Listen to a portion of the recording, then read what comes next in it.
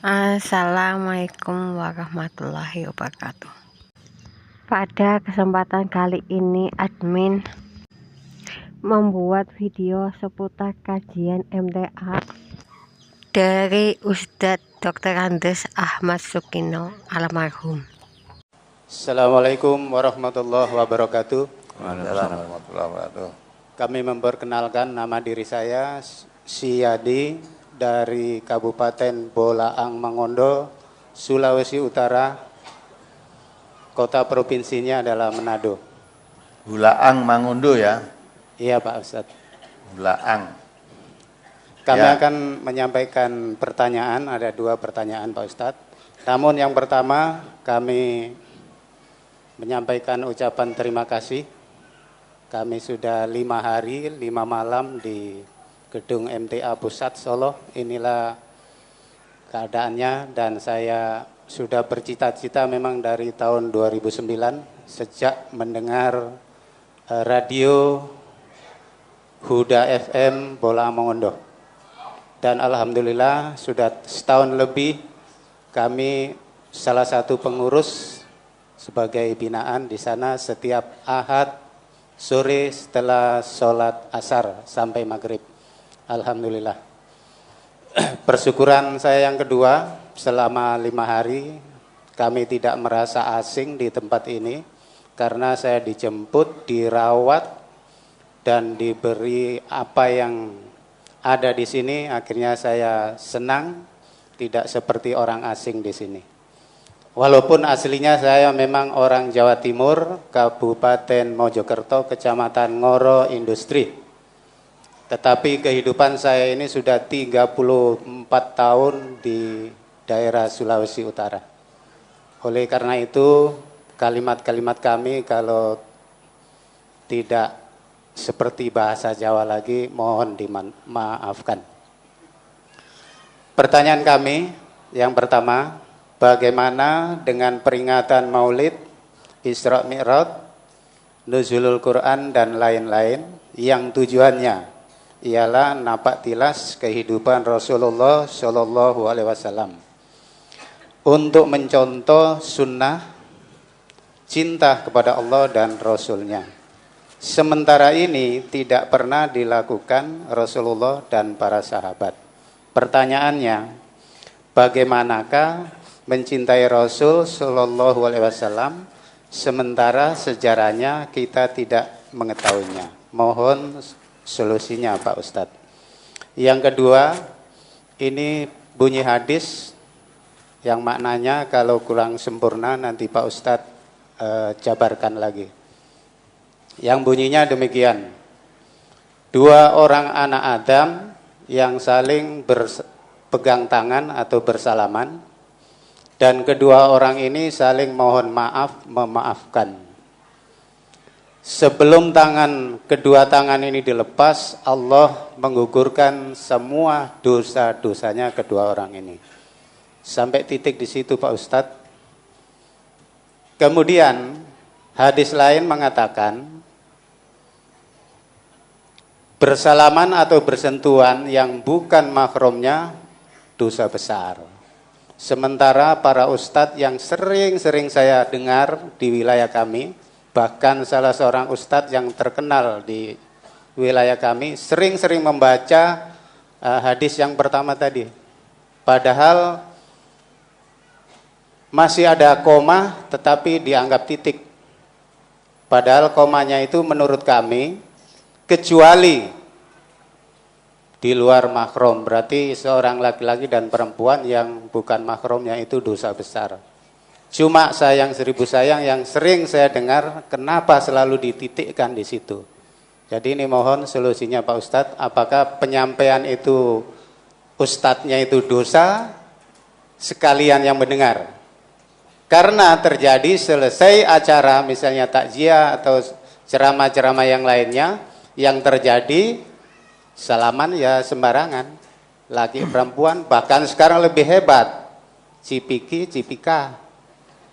Ya, cium kiri, pipi kiri dan cium pipi kanan, berpelukan. Padahal itu bukan mahramnya. Ini yang Pak Ustadz mohon pencerahan. Ya. Terima kasih sekali lagi. Assalamualaikum warahmatullahi wabarakatuh. Waalaikumsalam warahmatullahi wabarakatuh. Jadi peringatan Hari Besar Islam, Maulid Nabi, Isra Mi'raj, kemudian Nuzulul Quran, itu tidak masalah. Itu urusan duniawiyah, bukan urusan ibadah. Dan itu bukan hari-hari besar Islam. Itu hanya hari besar yang dibesarkan, hari-hari yang dibesarkan oleh umat Islam. Kalau hari besar menurut Islam itu hanya 3. Idul Fitri, Idul Adha, dan hari Jumat. Nuzulul Quran, Isra Mi'raj, Maulid Nabi, itu hari yang dibesarkan oleh umat Islam.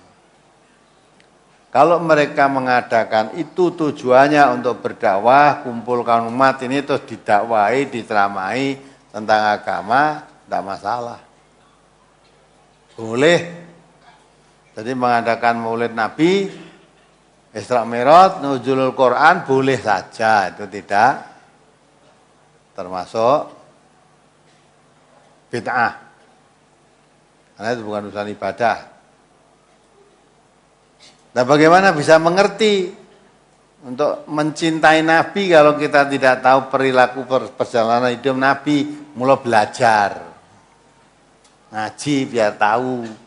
Kalau untuk tahu ceritanya, untuk tahu riwayat Nabi hanya diceritakan pada Maulid Nabi, setahun sekali itu peringatan Maulid Nabi itu. Dan Maulid Nabi itu biasanya diceritakan Nabi Muhammad dilahirkan pada hari apa? Senin. Disebut tahun apa? Gajah. Karena apa? Karena apa disebut tahun gajah? Ya, karena pada hari itu kelahiran Nabi itu bersamaan tentara Abraha yang bersekendaraan gajah ingin menghancurkan wis rampung toh? Ditane Nabi ya sing ngono kuwi rampung. Wis hafal ngono beda. Nah kalau kamu hanya ngerti itu ya cintanya pada Nabi apa?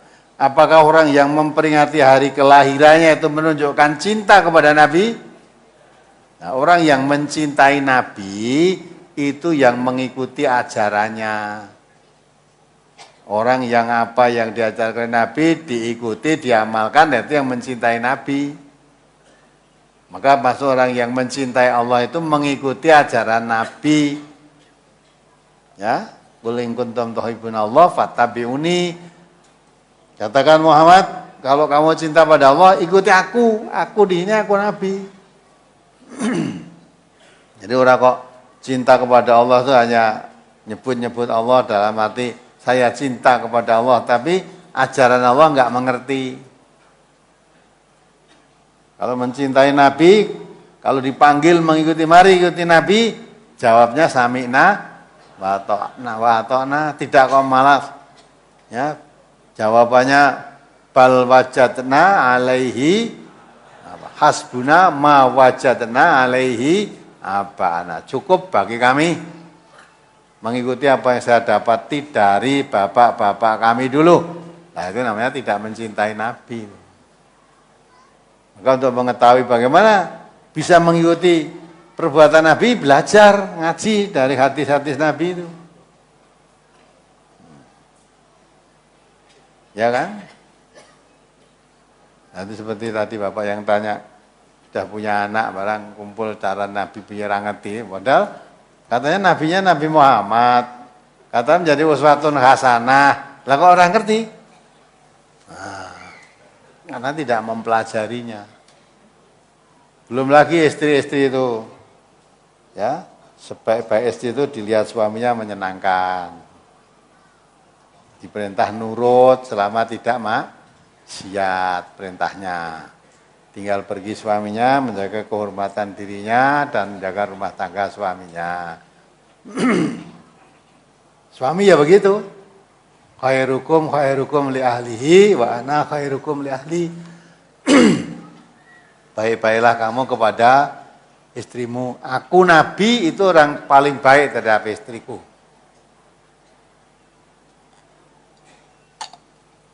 Kalau mencintai Nabi berarti bagi suami harus paling berbuat baik, kasih sayang pada istrinya itu kalau mencontoh Nabi dan mencintai Nabi.